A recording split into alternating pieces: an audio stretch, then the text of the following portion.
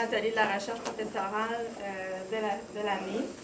Alors aujourd'hui, on accueille notre collègue Charles-Maxime Panaccio qui n'a pas trop besoin de présentation ici parmi nous, spécialiste de droit de la preuve, philosophie du droit, droits et libertés. Charles-Maxime est aussi, pour donner des faits plus mineurs, un adepte de Twitter et a commenté dans la dernière année la commission Charbonneau. Il s'intéresse donc depuis très longtemps aux droits et libertés. Aujourd'hui, a su certainement vous accrocher avec son titre, puisqu'il ne fera rien d'autre que résoudre l'article 15 de la Charte canadienne des droits et libertés devant vous. Alors, Charles-Maxime va présenter pendant quelques minutes un peu l'argument principal qu'il tente de développer dans son article, puis ensuite on pourra ouvrir pour une discussion. Alors, merci. Merci beaucoup, Marie-Ève. Ça devrait fonctionner. Oui, ça fonctionne. Ah, c'est ça, OK.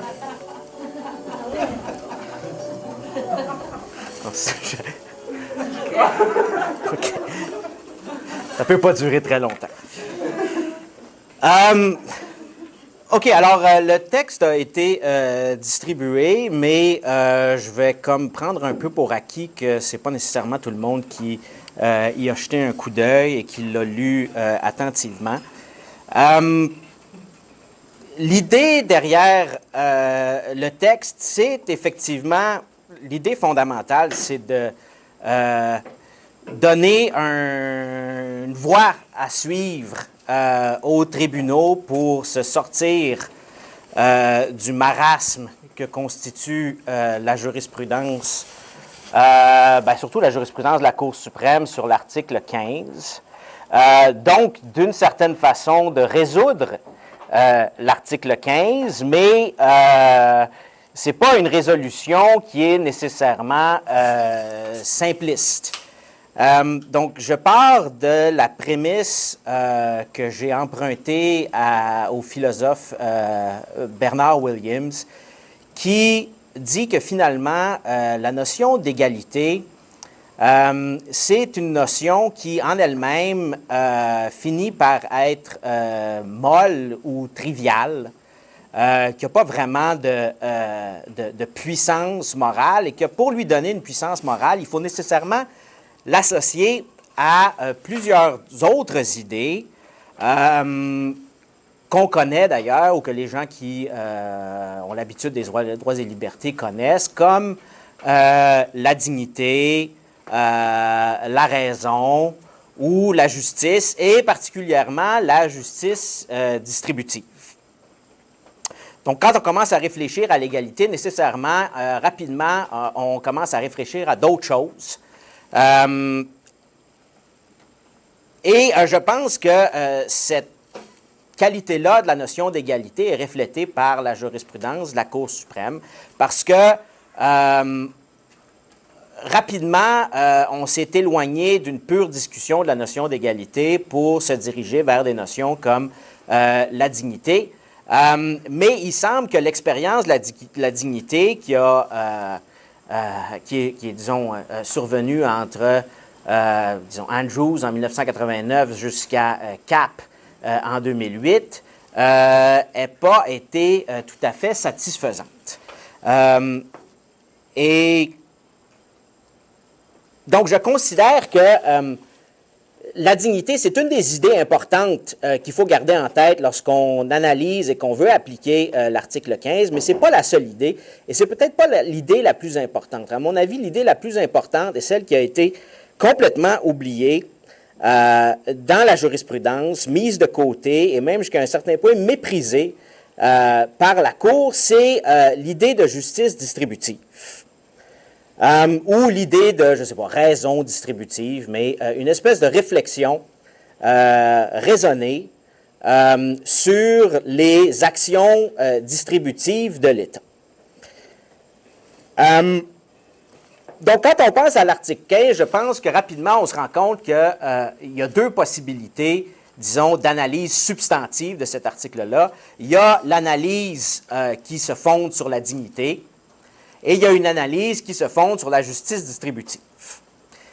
Comme je disais tout à l'heure, celle qu'on a mis de l'avant, c'est celle sur la dignité.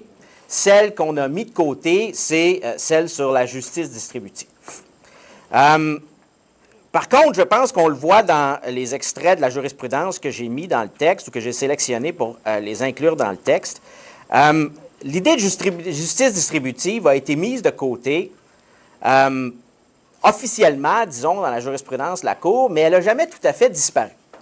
C'est-à-dire qu'à un moment donné, c'est l'idée de dignité qui a pris une espèce de place prépondérante, qui a brillé, si on veut. Mais, à mon avis, c'est l'idée de justice distributive qui a exercé l'influence la plus forte.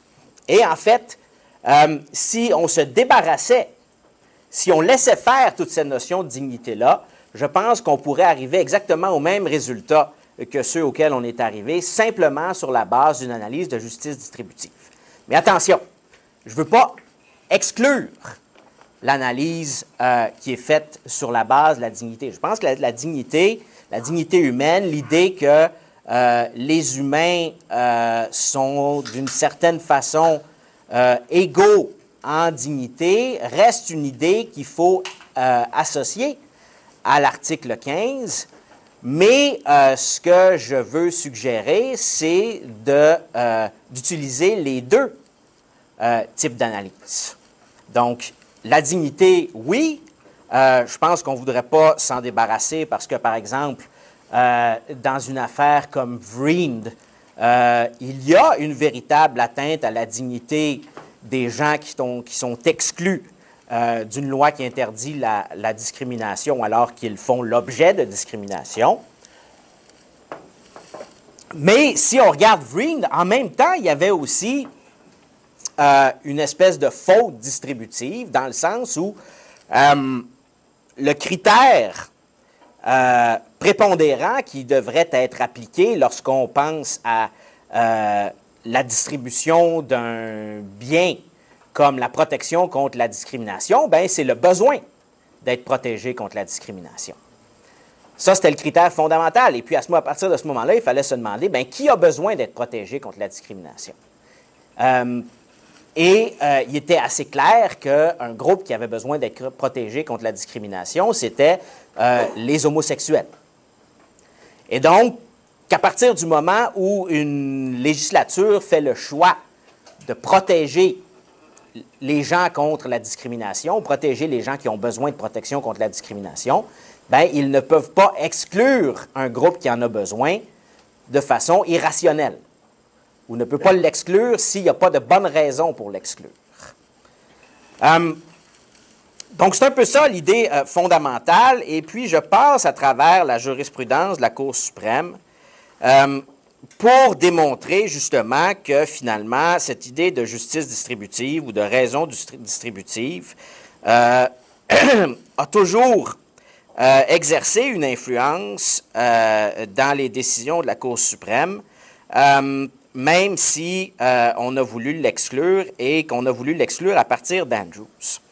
Alors, le péché originel de l'interprétation de l'article 15 par la Cour suprême, je pense qu'il survient justement dès le départ avec Andrews. Parce que dans Andrews, vous avez une espèce de discussion de la part du juge McIntyre qui est divisée en deux sections. Il y a une section sur l'égalité, ou qui s'intitule « L'égalité ». Il y a une section qui s'intitule « Discrimination ». Dans la section sur l'égalité, c'est là que le juge McIntyre discute de la fameuse notion ou du fameux critère de la situation analogue, ou « similarly situated », qui l'associe à la discussion d'Aristote sur l'égalité et la justice distributive dans l'éthique à Nicomaque. Et dans cette section-là, il rejette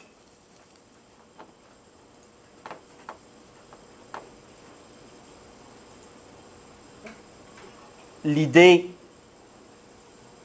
ou l'application du critère de la situation analogue. La discussion va à peu près comme suit. Je vais juste essayer de le mettre en pleine page.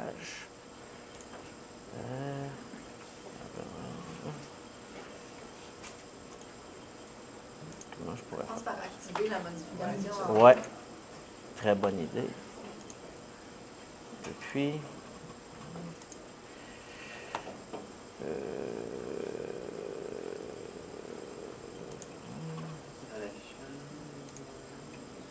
Ah, non.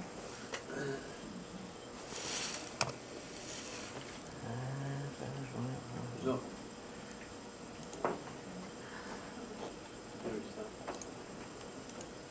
OK.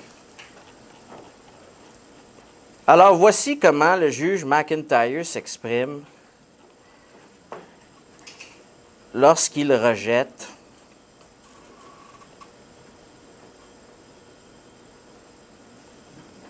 la méthode du critère analogue. Et je suggère que finalement, la méthode du critère analogue, c'est cette méthode-là à travers laquelle on aurait pu appliquer une analyse de justice distributive. Alors,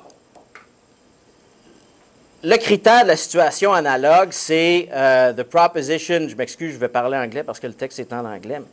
The proposition that persons who are similarly situated be similarly treated, and that persons who are differently situated be differently treated. Et ensuite, il associe cette proposition-là à Aristote et il la rejette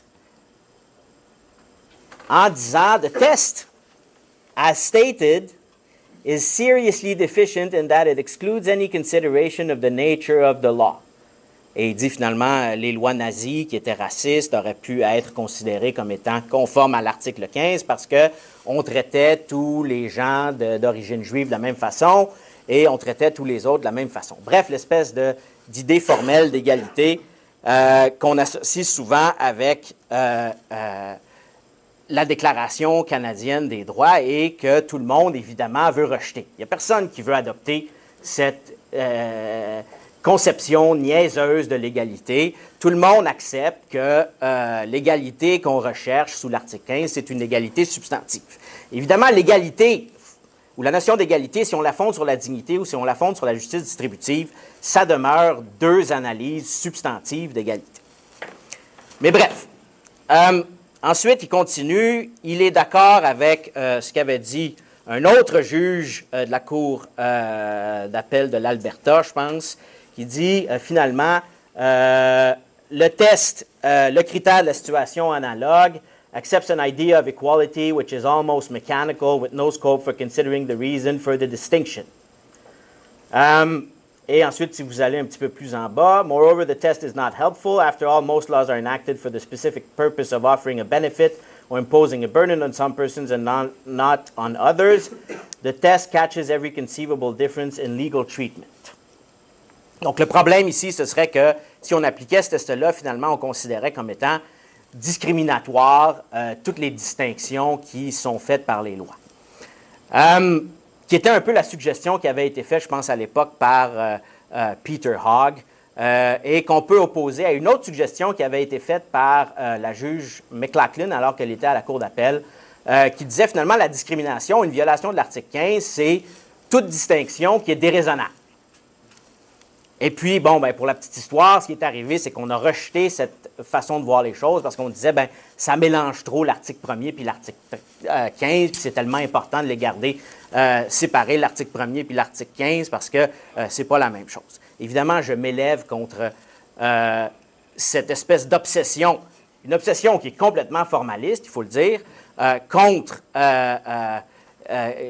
le mélange des concepts qu'on utilise sous l'article 15 et sous l'article 1er. C'est inévitable qu'on va mélanger des concepts entre 15 et 1, et on le fait déjà d'ailleurs entre 7 et 1.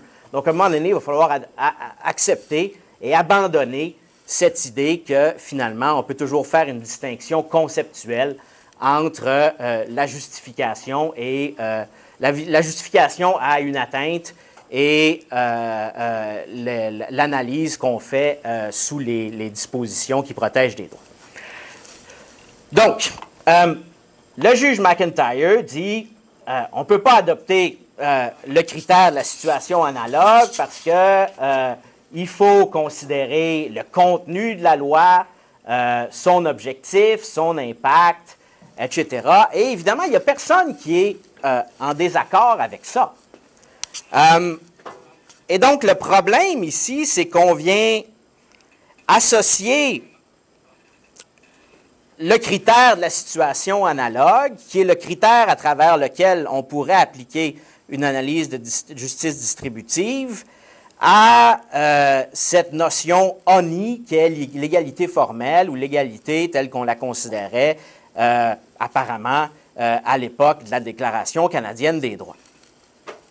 Et donc, je pense que ce qui arrive ici est l'erreur fondamentale d'Andrews, qui continue à avoir des effets maintenant dans des affaires comme Québec Contrat, parce que tous les juges répètent comme un mantra, on ne veut pas d'égalité formelle, on ne veut pas du critère de la situation analogue, parce que ça va nous ramener à l'époque de la Déclaration canadienne des droits.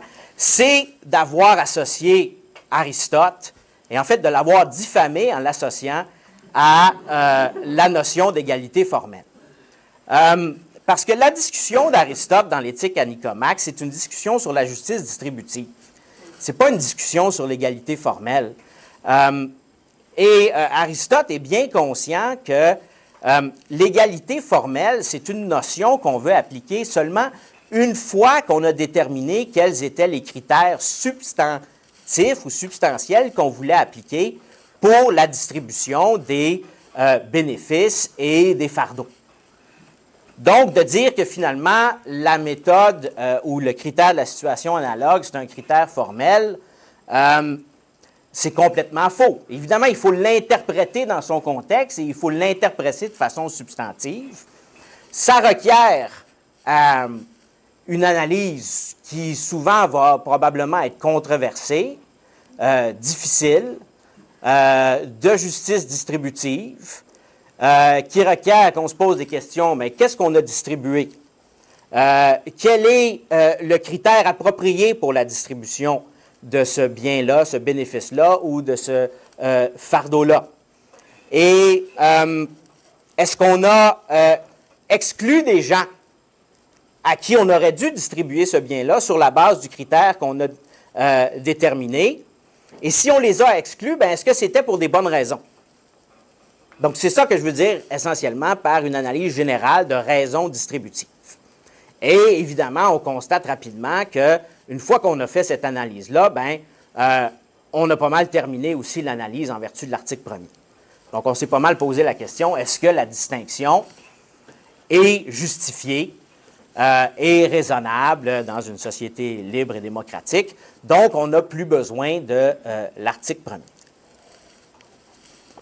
Et donc, je pense que cette association ou cette culpabilité par association de la justice distributive avec l'égalité formelle s'est perpétuée jusqu'à nos jours.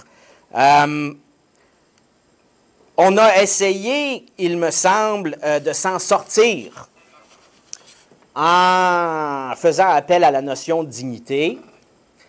Mais même quand on faisait appel à la notion de dignité, prenez l'art par exemple, où la dignité a atteint son apogée. Ensuite, quand vous regardez les lignes directrices qu'on veut que les juges appliquent pour déterminer s'il y a eu atteinte à la dignité dans l'art, bien, c'est plein de langage distributif. On parle des critères, on parle de la pertinence, on parle des besoins des gens, de leur capacité. Tout ça, c'est du langage distributif. Et donc, ça nous pousse constamment, ou ça nous suggère constamment qu'on devrait faire une analyse de justice distributive. Et quand on parle seulement de dignité, bien, il y a comme un malaise. On se dit, bien, la dignité, c'est peut-être plus approprié quand il y a vraiment une suggestion qu'une personne est moins digne de respect ou de considération comme personne. Mais il faudrait peut-être faire attention de ne pas nécessairement conclure à une atteinte à la dignité, alors que ce à quoi on voulait conclure, c'était un problème en termes de justice distributive. Et c'est facile de glisser du langage de la rationalité distributive, de l'injustice, au langage de l'atteinte à la dignité. Je veux dire, c'est facile de dire, par exemple, c'était injuste dans Andrews d'empêcher les non-citoyens d'avoir accès à la profession juridique.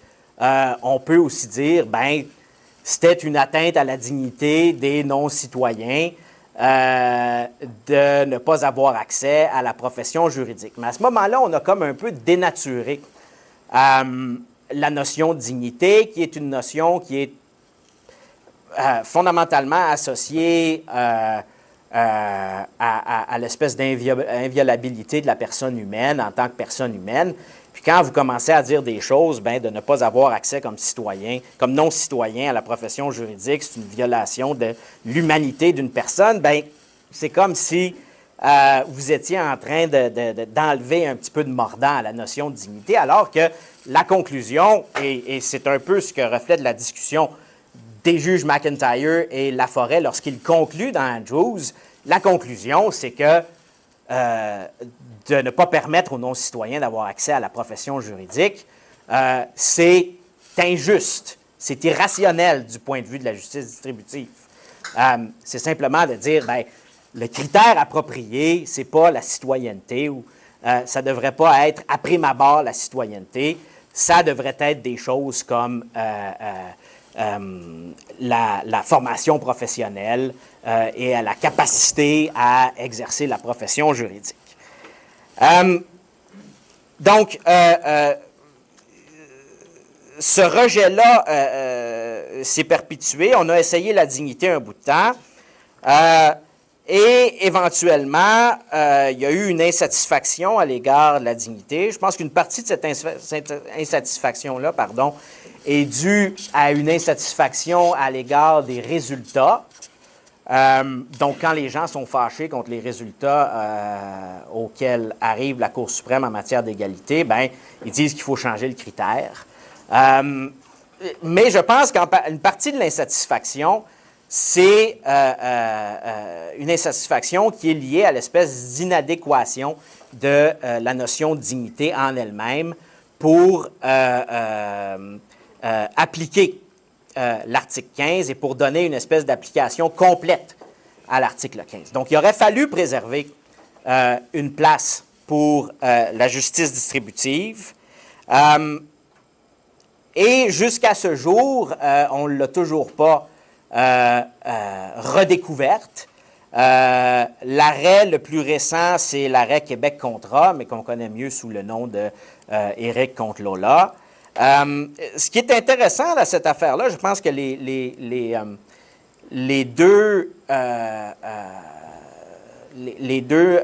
motifs les plus intéressants sont ceux du juge Lebel et ceux de la juge Abella. Ceux du juge Lebel, parce qu'on voit qu'il commence à voir une distinction entre l'analyse de dignité et l'analyse de justice distributive. Il l'exprime d'une façon un peu différente en disant, bien, finalement, la dignité, c'est peut-être plus associé au préjudice, à la perpétuation des préjudices, alors que la justice distributive, lui, il exprime ça en termes de stéréotypes. Mais il s'en vient. Il est presque rendu. Donc, il fait la distinction. Évidemment, il conclut à la fin, puis il fait essentiellement une analyse de rationalité distributive en disant, bien, est-ce que de faire une distinction entre les couples mariés et les couples qui ne sont pas mariés pour les fins d'un régime matrimonial ou de la distribution des biens lorsque le couple se sépare, c'est une distinction qui est justifiée, qui est rationnelle. Et lui, il dit, ben oui, parce que ça reflète une valeur qui est celle du choix ou de la liberté des gens, qu'on peut associer à leur dignité ou à leur autonomie aussi. Donc, je considère que c'est raisonnable. C'est peut-être pas le choix que lui aurait fait, mais en tant que juge de la Cour suprême, il trouve ça acceptable.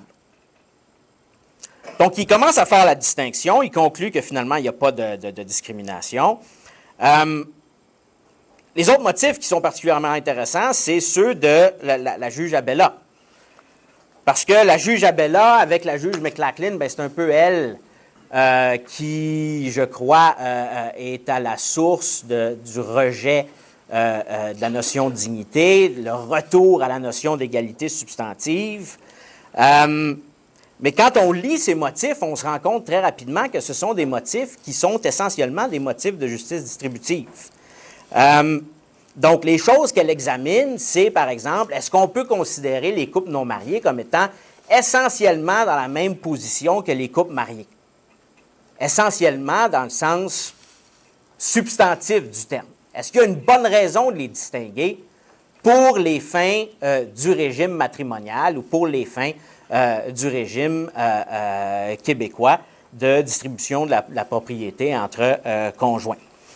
Et pour faire ça, une des premières questions qu'elle se pose, c'est quoi l'objectif du régime? Et la réponse qu'elle donne, c'est de satisfaire les besoins des personnes vulnérables au sein d'un couple. Et donc, dès le départ, elle énonce quel devrait être le critère distributif approprié. Le critère le plus important, c'est le besoin. Et en termes de besoins, les couples mariés, les couples non mariés, ou les personnes qui sont au sein de couples mariés, personnes qui sont au sein de couples non mariés, ne sont pas distinguables. À son avis, elle dit, c'est les mêmes besoins. Mais pourquoi elle arrive à la conclusion qu'il y a discrimination dans les circonstances? C'est que dès le début, elle a établi le besoin, et particulièrement les besoins des femmes, comme étant l'objectif fondamental de ces dispositions-là. Et donc, à ce moment-là, vous arrivez ensuite peut-être au sein de l'article 15, mais pour elle, c'est au sein de l'article 1er, à la question de savoir, est-ce que c'est injuste d'avoir exclu les couples non mariés? Est-ce que c'est injustifié? Est-ce que c'est déraisonnable? Et elle dit oui. Elle dit, oui, parce que c'est le besoin qui devrait compter. Et puis, il n'y a pas de suffisamment bonne raison pour faire une distinction entre les couples mariés et les couples non mariés dans le contexte de ce régime juridique-là. Donc, ça devait durer 5 minutes. Je me suis laissé emporter. Le reste de l'article vise simplement à arbitrer ou essayer comme je disais au tout début, montrer le chemin vers une espèce d'approche pluraliste à l'article 15, donc qui, oui, reconnaîtrait que parfois, ce qu'on recherche, c'est des atteintes à la dignité humaine. Et il y a des circonstances où on va trouver ça important d'avoir préservé ces atteintes-là parce que peut-être qu'en termes de justice distributive, on pourra conclure qu'il n'y a pas vraiment d'injustice, mais ça va être rare. Les seules affaires auxquelles je peux penser, c'est des affaires qui ressemblent à Brown contre Board of Education aux États-Unis, où vous aviez une espèce de doctrine de separate but equal, où un argument qui était mis de l'avant par les ségrégationnistes, c'était de dire, on fait juste séparer les gens, mais on leur donne exactement les mêmes bénéfices. Et donc, on pourrait imaginer quelqu'un qui arriverait avec cet argument-là. Et donc, là, à ce moment-là, on dirait, en pur terme de justice distributive, là, on leur donne exactement la même chose. Alors, peut-être que ce n'est pas la meilleure façon d'exprimer le problème qu'on a avec la situation. La meilleure façon d'exprimer le problème qu'on a avec une situation comme celle-là, c'est que clairement, la raison ou l'explication de la distinction, c'est qu'on considère un groupe comme étant moins digne ou comme étant un groupe de sous-personnes ou de personnes moins importantes en termes de dignité. Donc c'est important de préserver l'analyse de dignité, mais je crois que c'est peut-être encore plus important, ou c'est aussi important, de préserver l'analyse en termes de justice distributive, parce que si on veut que l'article 15 puisse être déployé le plus possible, s'appliquer le plus possible de façon légitime, c'est à travers cette notion de justice distributive, qu'on va le faire. Donc, ça voudrait dire que le principe sous-jacent, ou un des principes sous-jacents, ce serait la justice distributive. Et comme il peut y avoir toutes sortes d'infractions à la justice distributive, ça n'a pas nécessairement à s'appliquer seulement à des distinctions qui sont faites sur la base de motifs énumérés ou de motifs analogues à ceux qui sont énumérés. Moi, je lirais l'article 15 et l'énumération comme étant simplement des exemples de distinctions qui sont particulièrement susceptibles de donner lieu à des injustices distributives, mais il peut y en avoir plein d'autres. Une injustice distributive, ce serait par exemple de ne pas donner aux travailleurs de ferme, qui sont souvent des travailleurs étrangers, des protections en matière de normes de travail, de syndicalisation, qui sont les mêmes que celles qui sont offertes à tout le monde. Encore là, le critère fondamental d'une distribution, d'une protection comme celle-là, c'est le besoin. Ceux qui en ont besoin, ce sont les travailleurs. Et donc, à partir de ce moment-là, il faudrait qu'il y ait une bonne raison pour exclure ce groupe-là de la protection qui est accordée par la loi. Donc, une affaire comme Dunmore, je pense, serait traitée de façon appropriée en vertu de l'article 15 parce que c'est une affaire qui met en cause un problème de justice distributive. La même chose pour une affaire comme Bayer contre Alberta, où vous avez des gens qui sont exclus ou qui n'ont pas la possibilité de se présenter aux élections scolaires, je pense, parce qu'ils travaillent au sein de la commission scolaire. Encore là, il faudrait savoir pourquoi est-ce qu'on exclut de la distribution de ce bien-là les gens qui travaillent à la commission scolaire. Est-ce que vous avez des bonnes raisons? Parce qu'il semble que le critère fondamental, ce soit juste que tu sois un citoyen ou un résident ou quelqu'un qui est intéressé.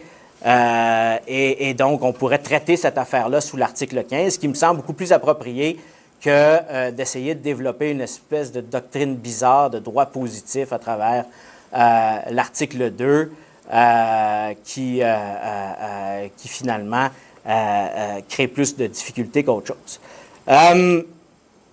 Alors, c'est ça l'idée. Et puis, je devrais mentionner que finalement, moi, tout ce que je fais, c'est insister encore une fois sur l'importance de cette analyse-là, parce que je ne suis certainement pas le premier à l'avoir fait. Il y a des gens, des professeurs de droit constitutionnel comme Dale Gibson et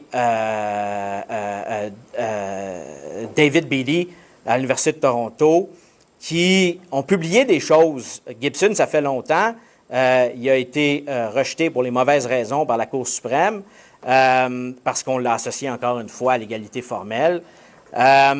Mais tout ce que je fais, c'est d'insister encore une fois et dire, s'il vous plaît, arrêtez de vous perdre dans les méandres de la dignité, puis du préjudice, puis des stéréotypes, puis de l'égalité substantive. La réponse est devant vos yeux, puis la réponse, c'est une analyse de justice distributive. Il y a une cause qui va être entendue cet automne qui s'appelle Tapo-Layat, je pense. Comment? Tepotat, voilà. Je vous la présente vendredi devant des journalistes, alors je vais essayer d'apprendre la prononciation du nom comme du monde. Mais qui traite de l'article 15. J'espère de tout mon cœur que ces questions-là vont être abordées. Je ne retiens pas mon souffle, comme on dit en anglais. Mais mais il me semble que il est rendu temps de faire avancer un peu l'article 15. Et il me semble que c'est la façon de le faire. Alors, j'ai finalement terminé.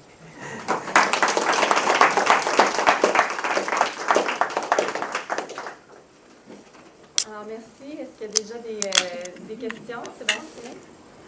Oui, alors, est-ce que dans ton analyse, tu tiens compte de l'article 15, paragraphe 2, qui dit dans le fond là, que ce n'est pas une violation du droit à l'égalité que de mettre en place des programmes appelons-les amélioratifs, là, je pense. Et ça a donné lieu à un certain nombre de décisions, là, dont je pense 4, évidemment, Cunningham, où finalement, quant à moi, dans CAP, c'est assez facile, mais Cunningham, c'est beaucoup plus problématique, à mon avis, de dire il n'y a pas de discrimination parce que finalement, c'est un programme améliorateur. Et puis, après ça, on applique une analyse là, beaucoup plus relâchée. Là. Et est-ce que ce que tu dis sur la justice distributive, est-ce que ça aurait des leçons à nous apprendre sur des causes comme celle-là, où finalement on dit, vous autres, vous êtes exclus là, de l'appartenance à une communauté métisse là, en Alberta, et, c'est comme ça. Ben oui, absolument, parce que moi, je pense que 15.1, 15.2, justement, on peut notamment les lire à la lumière du principe général de justice distributive. Et 15.2 reflète justement des notions de justice distributive. Quand on dit programme améliorateur, c'est qu'on reconnaît que lorsqu'on a en tête certains critères comme le besoin, on reconnaît qu'il y a des gens qui ont plus besoin de certaines choses, plus besoin de certaines ressources, certaines libertés ou capacités que d'autres. Et ça, c'est une partie intégrante de la notion de justice distributive. En fait, c'est une partie intégrante de la notion de proportionnalité qui est associée à Aristote. Parce qu'Aristote disait, une fois que tu as déterminé ton critère, mettons le besoin, là, les gens ont le droit d'avoir proportionnellement ce à quoi ils ont besoin. Donc, ceux qui ont plus de besoins, il faut leur en donner plus. Ceux qui ont moins de besoins, il faut leur en donner moins. Et donc, il me semble que 15.2 est justement s'insère parfaitement dans une espèce de réflexion de justice distributive, mais c'est toujours une réflexion de, je dirais, raison distributive. Donc, quand on fait une distinction, par exemple, au sein d'un programme améliorateur, le fait que ce soit un programme améliorateur n'absout pas les dispositions d'être injuste. Donc, il faudrait procéder à la même analyse, qui est de dire, quelle est la raison pour laquelle vous avez créé ce programme-là? Est-ce que cette raison-là ne s'applique pas au groupe que vous êtes en train d'exclure? Et est-ce que vous avez une raison? Est-ce que vous avez une raison pour les exclure? Et est-ce qu'elle est suffisamment importante pour qu'on puisse les exclure? Et s'il n'y en a pas, à ce moment-là, moi, je pense qu'un programme améliorateur pourrait très bien avoir des aspects discriminatoires. Ça ne veut pas dire, évidemment, que l'idée derrière le programme améliorateur n'est pas une bonne idée. C'est juste qu'il peut très bien avoir de la discrimination à l'intérieur d'un programme d'amélioration. Puis, est-ce qu'il n'y a pas quand même une difficulté pour un tribunal qui est saisi d'une revendication comme celle-là à, si tu veux, se reculer par rapport à la loi et dire, la loi, malgré sa formulation, vise à atteindre un objectif ou vise à combler des besoins qui ne sont pas nécessairement identifiés dans le texte de loi, mais le juge les décrit ou et là, il me semble que ça, c'est un grave problème dans l'application concrète du droit à l'égalité, c'est que souvent, il n'y a pas d'entente sur les buts, ou parfois il y a des buts qui sont, comment je dirais, concurrents. Là, Oui. Et je prends, par exemple, là, les dispositions sur le statut d'Autochtone qui étaient visées par Cunningham. Malheureusement, là, il n'y a pas d'entente en philosophie, en droit, en politique, sur les raisons pour lesquelles on traite les Autochtones différemment et sur les motivations qui ont entraîné les politiciens à créer tel ou tel programme particulier pour les Autochtones, puis ça peut varier d'un programme à l'autre. Alors, c'est ça que... Oui. Donc, est-ce que c'est pas une objection ou en tout cas une difficulté d'application des analyses fondées, je ne dis pas que les analyses fondées sur la dignité sont plus faciles, là, mais... Non, c'est ça. Est-ce que c'est pas une difficulté inhérente, cette espèce d'idée que tu dois découvrir une sorte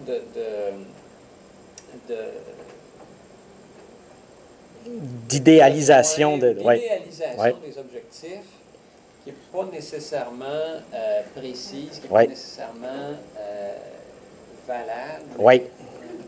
Oui, c'est une difficulté d'application. Maintenant, je ne sais pas si je veux dire, mon avis, c'est qu'elle ne devrait pas empêcher les tribunaux de s'adonner à cet examen-là, mais nécessairement, ça va être un examen qui va être controversé. Et puis, on le voit de toute façon dans la jurisprudence, parce que juste la jurisprudence, mettons, sur les distinctions basées sur la citoyenneté. Ça, en soi, c'est une distinction qui va au plus profond de la théorie politique, là.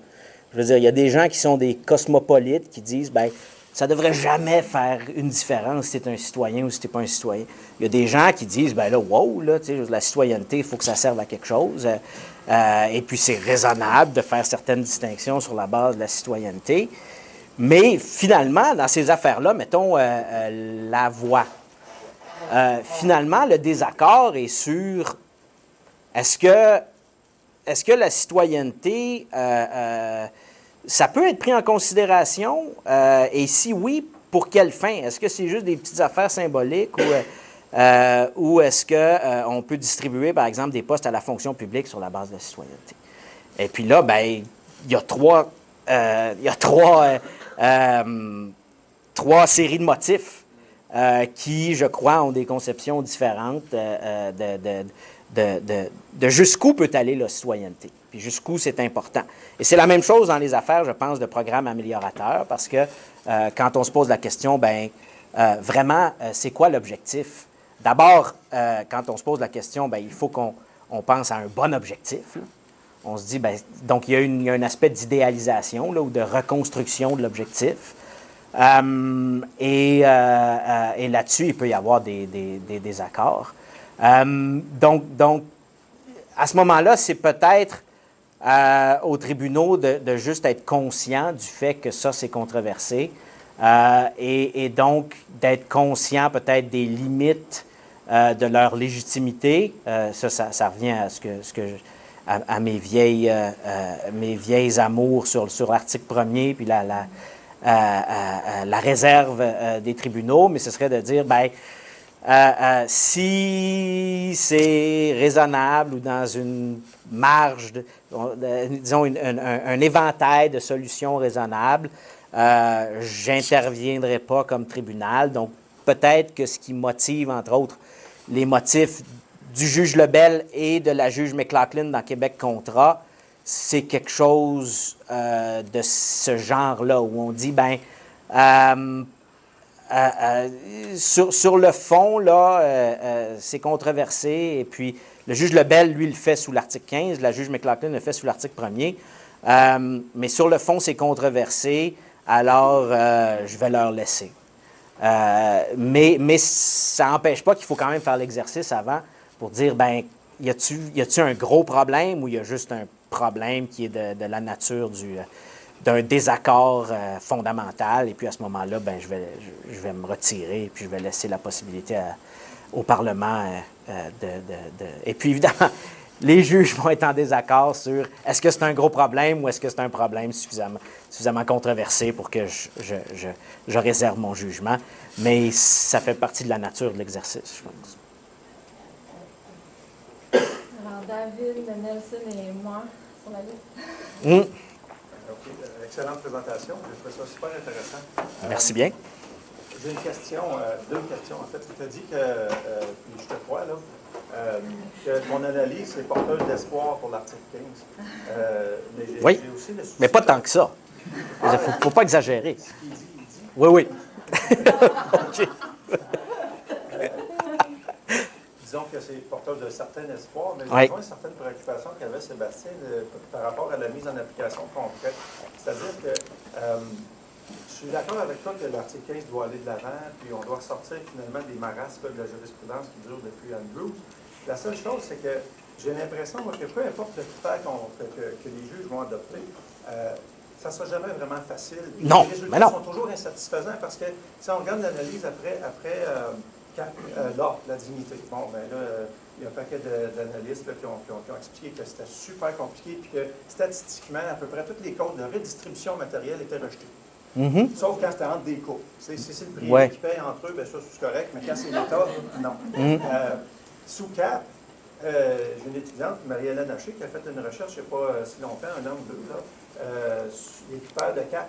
Puis elle a, je pense que son analyse, elle a sorti un gros tableau, c'est pire qu'avec l'ARELA. Donc, avec Bien, pire, là, c'est parce qu'il faut faire attention aux statistiques. je veux dire, c'est pas une Oui, méthode, mais une autre hypothèse, c'est que c'est la possibilité, c'est que oui, une hypothèse, c'est qu'à un moment donné, il y en a moins de programmes discriminatoires. Là. aussi, il faudrait faire une vraie analyse de sciences sociales. Non. Mais Non, mais c'est une hypothèse. Je veux dire, il ne faut pas juste regarder et dire, bon, ben, il y en a plus puis il y en a moins. Là. mais mon point, c'est que j'ai l'impression que peu importe le critère, les juges ne vont pas devenir des saints-esprits de la redistribution Ah non. demain matin. Non, Il non. faut toujours être soucieux de ne pas non plus intervenir trop loin dans la discrétion ou les aspects politiques. Là, Oui, oui. Donc, il y a ça. Puis donc, est-ce que tu Ben, je vais proposes peut-être commencer par ça parce que c'est une grosse question, puis après ça. Mais est-ce que tu proposes un critère précis pour que le juge, Non. demain matin, qui lit ton texte, Non. je vais appliquer ça de même? Impossible. Non? OK. Non. Puis si on fait ça, je veux dire, ça va causer du trouble parce que l'égalité, c'est complexe en soi, la discrimination, c'est complexe en soi. Si on essaie de réduire ça à des critères faciles à appliquer, je veux dire, on va dénaturer l'analyse. Alors, il faut accepter que c'est compliqué, que c'est controversé. La chose qui... une des choses qui, je pense, a tendance ou qui devrait avoir tendance à atténuer certaines craintes quant à, mettons, aux interventions judiciaires. Là. Je veux dire, il y en a qui veulent que le judiciaire intervienne plus. Mais une des choses qui a tendance à limiter l'intervention judiciaire, c'est que le judiciaire ne peut pas intervenir, ou à tout le moins, ben, ça dépend des lectures qu'on fait de la jurisprudence, là, mais ne peut pas intervenir s'il n'y a pas eu d'acte législatif ou d'action gouvernementale. Alors, elle ne peut pas redistribuer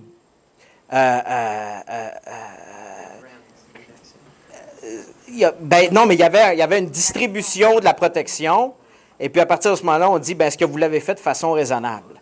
Mais s'il n'y a rien, tu pars de, je ne sais pas moi, un état minimal, est-ce qu'on peut imaginer que la Cour suprême dirait, ben là, il faut absolument que vous adoptiez un régime d'aide sociale, il faut que vous adoptiez un régime d'aide au logement, il faut que vous adoptiez telle affaire.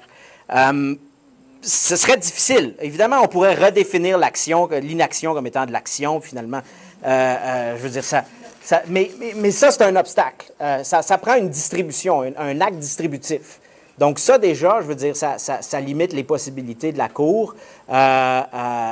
Mais je veux dire, évidemment, ça c'est le genre de choses qui tend, je crois, à mener à une certaine insatisfaction. Mais ce serait quand même assez incroyable si on demandait aux tribunaux de songer généralement, comme John Rawls, à la justice distributive, puis commencer à dire, ben je pense que ça nous prendrait telle affaire. C'est plus facile quand on a des dispositions précise, comme en Afrique du Sud, par exemple, sur des droits socio-économiques. Parce que là, tu as un mandat. Tu peux dire, ben c'est là, tu sais, ce que je fasse, je suis obligé de le faire.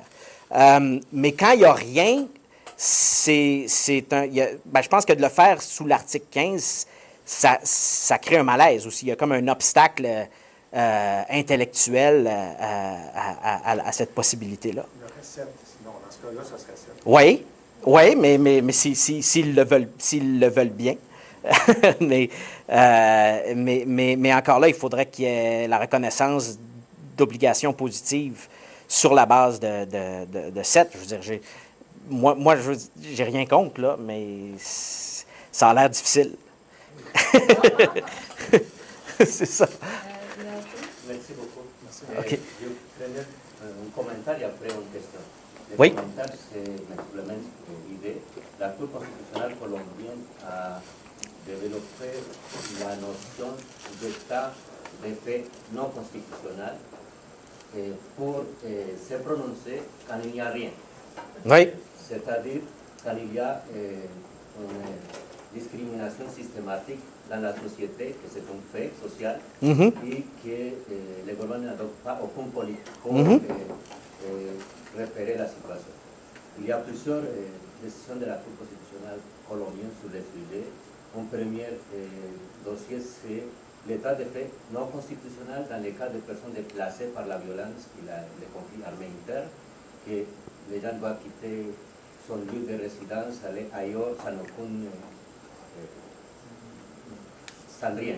Mhm. Et l'État n'avait pas développé à l'époque aucune protection, alors la Cour constitutionnelle colombienne a déclaré l'état de fait non constitutionnel pour obliger les gouvernements à adopter des mesures de redistribution, etc.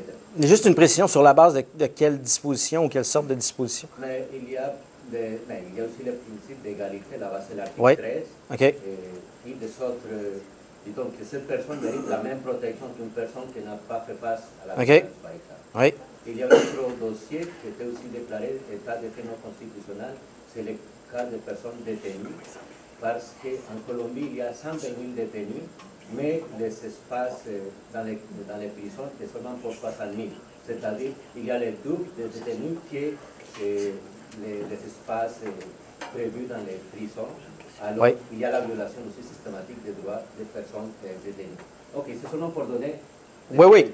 des exemples qu'ailleurs, autres pays que le Canada, ont développé une notion et que même dans certains tribunaux de l'Amérique latine, on repris aussi cette notion créée par la Cour constitutionnelle colombienne. Et ça, c'est le commentaire. La question. L'article 15, il y a la ligne 1, la ligne 2, Oui. et il y a certaines personnes qui adoptent une approche de faire qu'il existe une distinction et que la distinction permet de dire que 15 alinéa 1, l'aspect le plus important c'est la protection de la dignité humaine parce que c'est empêcher toute atteinte à la discrimination. Et que 15 alinéa 2 c'est plutôt la distribution, le principe de justice distributive. Alors, c'est pas votre réponse à cette interprétation que 15 circules divisé, mais en fait est divisé déjà, mais que simplement 15 alinéa 1, on l'associe à l'interprétation de la notion de dignité humaine et que 15 alinéa 2 est vraiment un élément de la justice distributive. Ben, je pense pas que c'est une bonne idée. Je veux dire, évidemment, c'est une interprétation qu'on peut faire, mais il me semble que l'interprétation la plus intéressante, puis une interprétation qui est faite sur la base de principes, c'est de lire 15, 1 et 2 à la lumière à la fois, ou d'une part, d'une analyse de dignité ou de la notion de dignité, et à la lumière d'une notion de justice distributive, et à chaque fois se demander, ben, est-ce qu'il y a une atteinte à la dignité humaine? Et par ailleurs, est-ce qu'il y a eu un problème en termes de justice distributive? Je pense que les deux se lisent bien à la lumière de ces deux notions qui sont des notions différentes. C'est normal qu'on ait deux lectures, je pense, de l'article 15, parce que l'article 15 porte sur l'égalité Et comme je disais au début, l'égalité, c'est un peu ineffable. Je veux dire, quand on pense à la notion d'égalité de façon abstraite, il n'y a pas grand-chose qui peut sortir de ça. Il faut la qualifier, il faut y ajouter, il faut dire, bon, mais c'est égalité de quoi? Est-ce que c'est la dignité? Est-ce que c'est les ressources? Est-ce que c'est...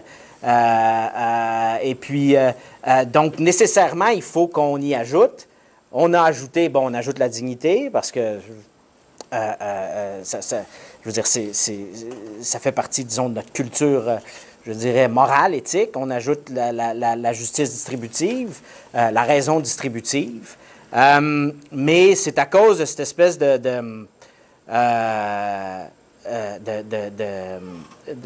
capacité ou d'ubiquité de la notion d'égalité qu'on peut le lire de deux façons substantives, à partir de principes. Et donc, mais la pire façon, c'est probablement de le diviser en deux, puis de dire, ben un, c'est la dignité, puis deux, c'est la justice distributive. À ce moment-là, ben, c'est que ça enlève de la cohérence à l'article lui-même. Et ça nous empêche, à un, de faire l'analyse de justice distributive, qui est une analyse importante et qui va nous donner des résultats positifs. Je veux dire, ce ne sera pas, évidemment, une redistribution totale à partir de l'état de nature, mais ça pourrait... Oups, excusez. ça pourrait nous donner déjà un petit peu plus que ce qu'on a. Ce serait plus clair, par ailleurs, parce que la raison pour laquelle je présente l'argument, c'est entre autres pour dire que la Cour le fait déjà, mais elle le fait sans le dire. Et puis, parce qu'elle ne le dit pas, elle n'en est pas tout à fait consciente, et ça fait en sorte que tout le monde est mélangé. Elle fait inconsciemment, elle dérive doucement vers la justice distributive, elle l'applique, puis là, des fois, elle dit, bon, mais finalement, c'est de la dignité, ça, mais ça ne l'est pas vraiment. Et ils sont actuellement à la recherche d'une porte de sortie. Je veux dire, depuis CAP, je pense qu'ils sont... CAP, Whitler, Québec Contrat, ils sont encore perdus. Et ils perdent tout le monde avec eux. Donc l'idée, c'est juste de dire, bien, voici ce que vous faites, là, et de clarifier, et essayer de ne pas vous éloigner et de parler clairement. À partir de ce moment-là, vous allez pouvoir déployer l'article 15 de façon plus claire et arriver à des résultats plus intéressants, je pense, dans certaines circonstances, comme Dunmore et Bayer. Éventuellement, si on veut surmonter l'article 32 et l'exigence d'action gouvernementale et s'engager dans des grandes réflexions sur la justice distributive en général, j'ai rien contre, moi. Ça me ferait... non, je ne suis pas sûr que ça devrait arriver nécessairement toujours à travers les tribunaux, là. C'est un peu drôle. Mais bon, c'est peut-être pas impossible. Mais de toute façon, peut-être que ce genre de réflexion-là va pouvoir survenir une fois qu'on aura discuté de justice distributive d'une façon plus restreinte.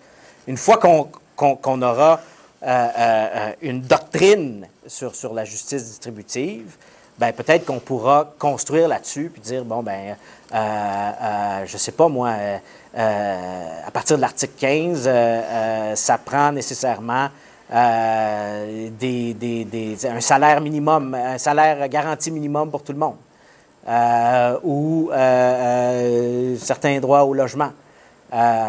Mais pour le moment, je pense que mes visées sont juste un petit peu plus modestes, dans le sens où je me dis, bon, ben, je veux juste clarifier les choses. Une fois qu'on aura clarifié, déjà, ça a certains avantages du point de vue des principes ou du point de vue, disons, substantif. Et à partir de là, ben, les tribunaux feront bien ce qu'ils voudront faire. Mais au moins, on ne sera pas constamment en train de tourner en rond et d'essayer de trouver la clé de l'article 15, ben, en fait, parce que je pense que la clé la clé qu'on a oubliée, c'est la justice distributive, mais l'empêchement, c'est d'avoir rejeté ou de l'avoir associé à l'égalité formelle. Et l'autre empêchement d'importance, c'est le désir obsessionnel de vouloir séparer l'article 15 de l'article 1er. Donc c'est un peu ça l'idée. Et le droit complémentaire? En fait, il reste, C'est pas moi qui décide. Oui, il reste moi, André et Mistral. Donc, Ah oui, je devrais dire que j'enseigne à 1 heure aussi. Oui, alors donc, tout ça dans 10 minutes. Alors, Maxime, moi, d'abord, je veux dire 2 aspects vraiment positifs de ton article. Donc, d'abord, ce que je pense... Puis après? Puis après, une question. Après, une question. Après, je vais poser une question. Donc, la première chose qui est vraiment positive, je pense, c'est... puis un point important que tu fais, c'est de dire on va revenir aux sources philosophiques. Là, puis essentiellement, vous n'avez jamais rien compris d'Aristote. Puis, ça, c'est une erreur fondamentale. Je ne suis pas le premier à le dire. Puis ça, je pense que en fait, ça devrait ressortir peut-être plus clairement de ton article. Je ne veux pas être méchant. Puis, ben non, mais il y a des façons de le dire. Ouais. Puis, deuxièmement, je pense que c'est louable de vouloir revitaliser ou sauver l'article 15, parce que là, je pense que présentement, il y a vraiment comme les gens sont en train de prendre des voies d'évitement, l'article 2, l'article 7, puis je pense qu'il y a quelque chose à faire avec 15. Mais c'est modeste, c'est quand même, c'est pas... Oui, c'est ça. Ma pas question, révolutionnaire. Donc, porte sur revenir sur cette notion d'omission-action, sans surprise. Parce qu'évidemment, ça, c'est une difficulté d'application de l'analyse distributive, c'est qu'on semble pouvoir rien faire quand l'État n'intervient pas, quand il n'y a pas d'action, quand l'État ne s'est pas commis dans un acte distributif. Alors, une possibilité, c'est comme tu le disais, c'est de construire l'omission comme étant une action, ce qui est tout à fait louable à mon avis. C'est possible, oui. Mais l'autre possibilité, est-ce que c'est pas justement, et ironiquement peut-être, pour quelqu'un comme moi qui habituellement défend la justice distributive, d'aller vers la dignité, puis de dire, puis d'aller chercher ton effet redistributif en disant, toutes les personnes méritent un même traitement, une même considération, etc. Donc, l'État devrait, son absence d'agir a fait en sorte de... Oui, je pense que je le mentionne un peu dans l'article quand je parle d'Elizabeth Anderson, puis sa notion d'égalité politique qui est fondée sur la dignité, qui va excessivement loin. Elle a écrit un article qui s'appelle What is Political Equality? Puis elle part de la simple notion de dignité ou d'égale humanité, puis elle tire des conclusions comme il faudrait que les gens aient un minimal de subsistance. Il faudrait qu'ils aient toutes les libertés qui sont garanties à la Charte canadienne, par exemple. Il faudrait qu'ils aient le droit, des droits à se syndicaliser. Tout ça tiré de la simple notion de dignité. Je ne suis pas contre. Je pense que tout ce que je veux dire dans l'article, c'est que ça fait bizarre. C'est tout. C'est juste que tu prends... Donc peut-être qu'on serait mieux de faire certaines de ces choses-là à travers les autres dispositions de la Charte, en reconnaissant des obligations positives et en passant par-dessus ce qu'on considère être des obstacles imposés par l'article 32. Parce que quand on regarde l'article 15, on dit, bon, bien, c'est à propos, ça porte sur quoi l'article 15? Ça porte sur l'égalité et la discrimination. Là, ce qu'on va faire, c'est qu'on va prendre une notion qui est comme un peu différente, la dignité, et puis on va l'étirer au point où on va avoir des conclusions sur le droit à la syndicalisation, sur le minimum de subsistance. Je veux dire, sur le résultat, moi, je n'ai pas d'objection. La seule chose que je dis, je pense, c'est que d'un point de vue de prédiction ou de stratégie, j'entrevois pas le moment où la Cour suprême, surtout que là, elle vient de lâcher la dignité complètement, là, Mais j'ai de la difficulté à entrevoir le moment où, justement, elle va adopter quelque chose. Parce que, je le dis dans l'article, on pourrait prendre Anderson, puis projeter tout ça à travers l'article 15. Possible, on peut l'imaginer. Est-ce que c'est plausible? Je suis moins sûr. Donc, mais je suis plus optimiste pour ce qui est de la justice distributive, justement parce que je me dis, ben c'est ça qu'ils font. Si je peux juste leur dire, ben on peut juste comprendre, c'est ça que vous faites déjà, là, mais faites-le juste. C'est ça, expressément. Ils se sentiront peut-être pas aussi bousculés, mettons. Donc, il y a un aspect, mettons, plus stratégique ou psychologique là-dedans, mais sur le point de vue du principe, pourquoi pas? Je veux dire, oui, on peut prendre la dignité, puis ça peut aller très loin. Puis je pense que le meilleur exemple, c'est l'article d'Elizabeth Anderson. OK. André? Une petite question. Oui. D'abord, merci pour tes propos. Là, ça, en tout cas, dans mon cas... C'est réglé? Non, pas du tout. Mais ça ajoute à ma connaissance d'article 15. Au départ, j'avoue que je connaissais très très peu de cet article 15, la question des droits d'égalité, que ce soit 15 ou 10, la charte québécoise.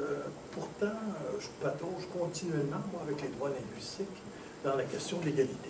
Oui. Dans la question de l'égalité, et comme tu sais, dans le domaine des droits linguistiques, on fait référence très très très fréquemment à leur fondement égalitaire, à la non-discrimination, à la dignité de l'être humain qui exige en retour le respect de sa langue, etc., etc. Égalité de statut des deux langues officielles, par exemple, égalité de privilèges des deux langues officielles, égalité dans la distribution des ressources, ce qui peut signifier quelquefois une redistribution de ces ressources, par exemple par l'ajout de programmes additionnels en faveur d'une minorité, et ainsi de suite.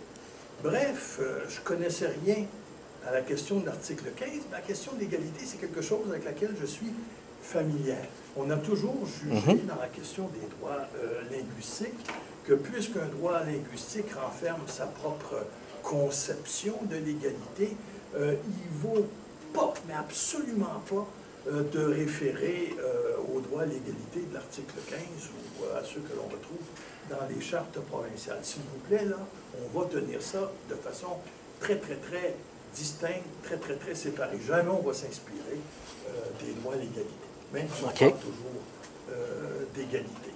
Ma question est la suivante.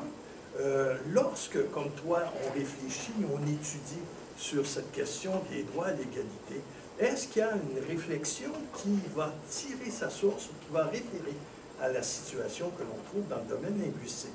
Si dans le domaine linguistique, on ne s'inspire pas du tout de ce qui se fait du côté de l'article 15, est-ce que par ailleurs, dans l'article 15, on peut s'inspirer des fois de ce qui se fait dans le domaine linguistique? Ouais, je pense qu'on va prendre peut-être la question Mistral, puis après, OK. on va répondre aux deux.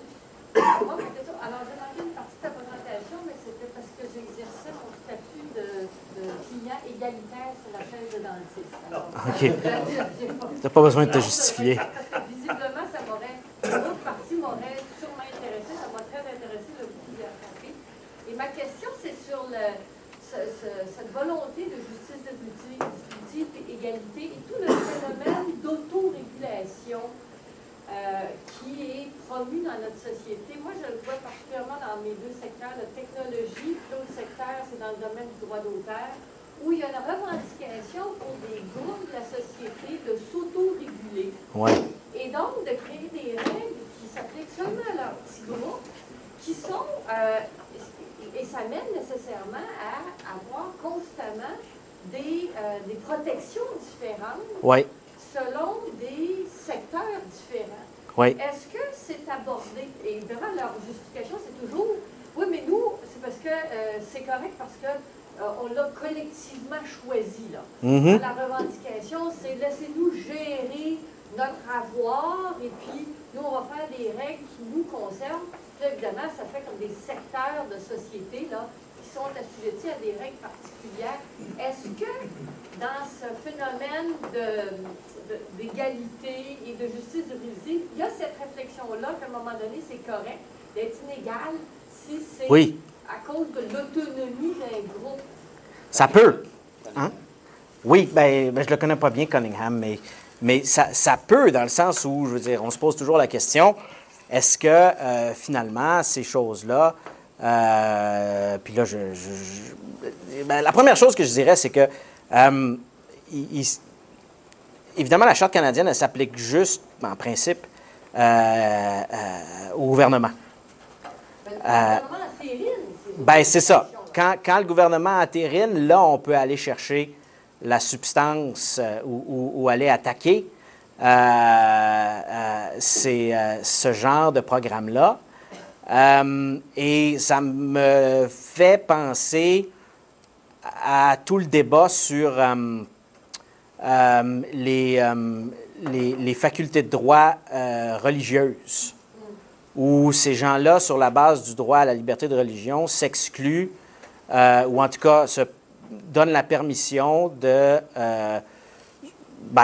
faire ce qu'on appellerait autrement de la discrimination, là, ou d'avoir des croyances discriminatoires. Ça soulève tout le problème, évidemment, de la discrimination, ou de la possibilité de discrimination dans le domaine privé. Et à partir du moment où tu peux te situer dans le privé et dire, hey, ça c'est nous autres, et puis là, à moins qu'on ait de la législation qui puisse s'appliquer au privé, ce qui est le cas dans certaines provinces, la possibilité de discrimination est plus importante. Mais toi, est-ce que tu veux dire, est-ce qu'il y a un problème de discrimination ou de... Par exemple, les artistes ont une loi qui encadre la relation Ouais. de travail et ils définissent à travers ça qu'est-ce qui va être les paiements minimums. OK. Ces paiements-là peuvent être supérieurs à un paiement dans une autre industrie. Oui. Ils vont dire, c'est correct parce que nous, on gère notre industrie. Ouais. Puis voici où on a mis nos droits minimums. Ouais. Si les autres ont des droits minimums inférieurs, ça ne nous regarde pas. Oui. Et finalement, et pourtant, c'est des travailleurs qui sont faits.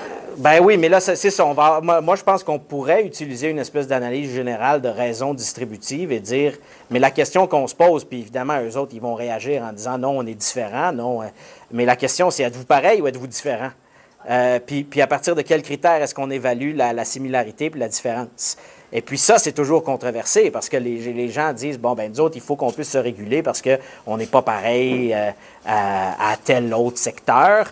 Et puis si c'est vrai, s'il y a des bonnes raisons, mais là, évidemment, c'est vague et jusqu'à un certain point, ça peut laisser place à de la subjectivité. Mais si c'est vrai, à ce moment-là, on dirait, ben OK, c'est juste, c'est correct de les traiter différemment, un peu comme c'est correct de traiter quelqu'un qui a plus de besoins, par exemple, quelqu'un qui a une limite physique, de lui procurer plus de ressources parce que pour arriver au même point, il faut qu'on lui en donne un petit peu plus. Mais tout est question de... Et puis là, c'est l'espèce de référence générale à la raison puis à la rationalité. Puis, mais on s'en est déjà parlé une fois qu'on est rendu là. On peut chicaner longtemps ou on peut laisser les autres se chicaner. Et puis... la question était, est-ce que l'égalité ou 15 peut s'inspirer des droits linguistiques? Je pense que ça va dans les deux sens. Il me semble que ça va dans les deux sens. Moi, je ne connais pas beaucoup la jurisprudence. Parce que, d'abord, un droit linguistique discrimine. Oui. En conférant un statut à une ou deux langues plutôt que l'ensemble Oui. des langues. Et la Cour suprême a toujours refusé, pour nourrir sa réflexion dans le domaine de l'égalité linguistique, de renvoyer à la discussion qui a trait à l'article 15. Mais donc, est-ce que l'hypothèse, ce serait est-ce que l'inverse, c'est vrai? Oui. Est-ce qu'on refuse, quand on discute de l'article 15, de se nourrir de la réflexion dans le domaine linguistique? Oui. Oui, je pense pas que... moi, je veux dire, Sébastien, je sais pas si... Moi, je dirais ceci, c'est que dans ce domaine-là, et dans le domaine des Autochtones aussi, on a, à partir des années 70, beaucoup résisté à tout le discours de l'égalité parce que ce discours-là, il était d'abord, au début, un discours d'égalité formelle qui Et c'était la menace là, de ce qu'on voyait aux États-Unis, là, les Blancs qui contestaient les quotas pour les Noirs, là, puis on disait, ouais, mais là, si on se rend là, alors on disait, on ne veut pas de ça, donc on va s'isoler du discours sur l'égalité, et c'est, je dirais, largement resté la position en matière de droit linguistique, peut-être un petit peu moins pour les Autochtones, mais je pense qu'il y avait l'arrêt